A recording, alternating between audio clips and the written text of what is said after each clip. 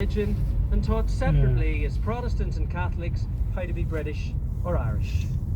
But thankfully, when it came to the most important lesson in life, because those of us born in Northern Ireland know that that's a scientific fact. Sometimes it was tricky to tell how far apart people's eyes actually were back in the 70s and 80s. I'd say the same about especially if someone had the a Aussies. lazy eye and wore those NHS glasses with one opaque lens.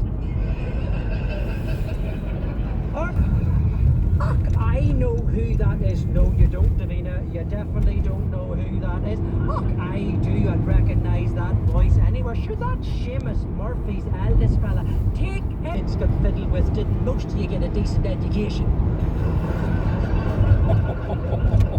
We didn't have PlayStations or Grand Theft Auto. We had Joyride and Kneecapping. A game where you only had one life instead of three, which meant it was much trickier to make it to the next level.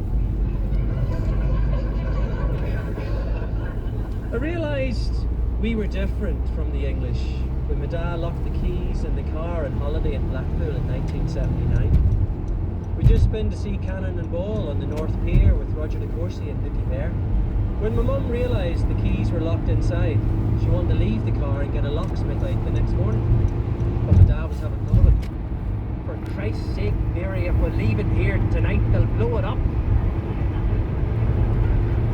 Thankfully, the police soon arrived, as a helpful passerby had noticed our Northern Ireland number plate and phoned 999 to say he'd just overheard a man with a thick Irish accent say, "Let's leave it here the night and blow it up."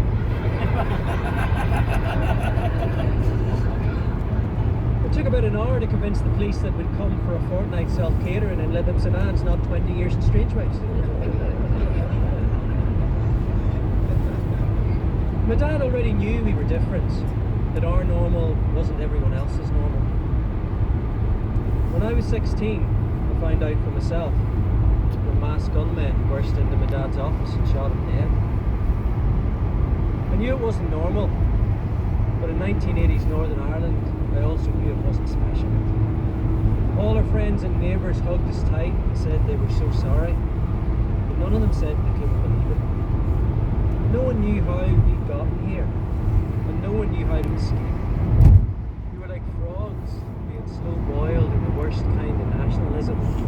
By the time we realised, it was too late.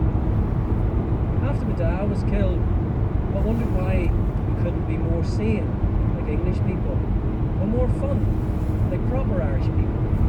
Even though we'd been told we were Irish, the rest of Ireland looked at us differently. I think it was because up north we murdered people, whereas down south they just wrote songs about murdering people. British people didn't see us as British either. I remember years later